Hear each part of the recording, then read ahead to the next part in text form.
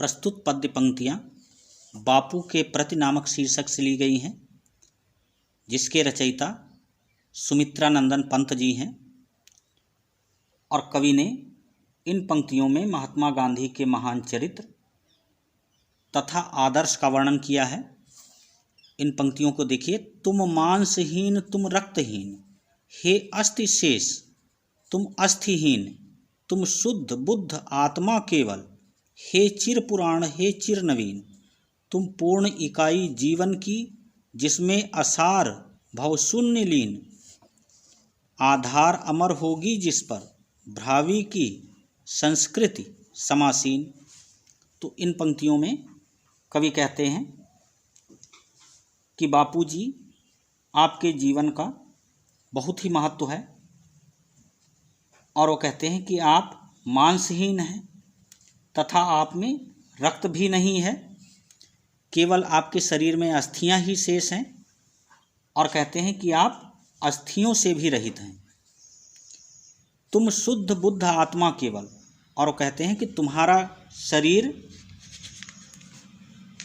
बहुत दुर्बल है, उसमें मांस रक्त अस्थि आदि बहुत कम है और आपके शरीर का महत्व आपके लिए कम है तथा ज्ञान स्वरूप के लिए आपका जन्म हुआ है, ज्ञान का प्रचार प्रसार फैलाने के लिए हुआ है।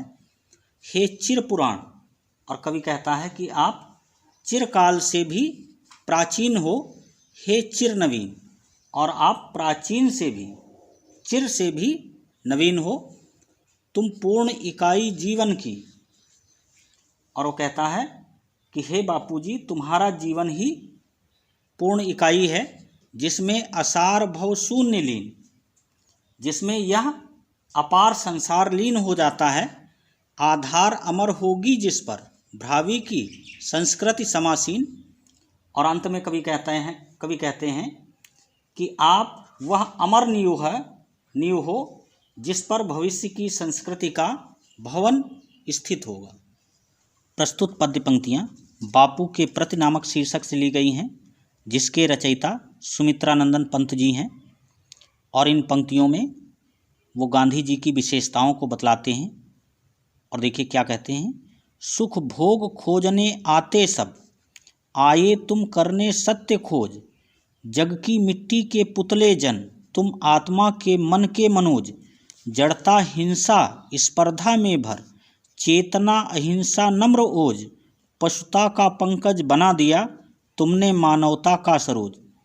तो देखिए इन पंक्तियों में कवि बापू जी की विशेषताएं बतलाते हुए कहते हैं कि हे बापू, संसार में सब लोग सुख की खोज करने के लिए आते हैं, परंतु आप सत्य की खोज करने के लिए आए हैं।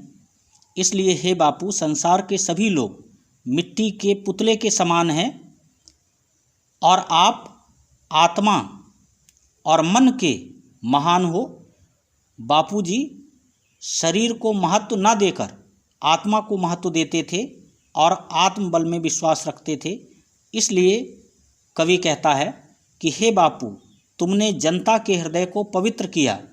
जिन लोगों के हृदय में जड़ता हिंसा और ईर्ष्या भरी थी, बापू ने इन सभी को समाप्त करके उनके हृदयों को पवित्र कर दिया है। जिन लोगों के हृदय में, और कवि का तात्पर्य है कि बापू ने जनता में चेतना पैदा की, अहिंसा का प्रचार प्रसार किया तथा नम्रता की भावना को जागृत किया और उसने समस्त प्राणियों में एक ओज भर दिया। और अंत में कवि कहता है कि हे बापू, संसार का मनुष्य कीचड़ से उत्पन्न कमल के समान दूषित तथा पशु के समान आचरण वाला बन गया था, तुमने उसे मानवता रूपी जल से उत्पन्न होने वाले कमल के समान निर्मल आत्मा वाला बना दिया। गांधी जी ने मनुष्य को भौतिकवाद की पशुता से निकालकर अध्यात्मवाद की मानवता से युक्त कर दिया है, उसे आत्मिक तथा मानसिक बल प्राप्त करने की प्रेरणा दी है।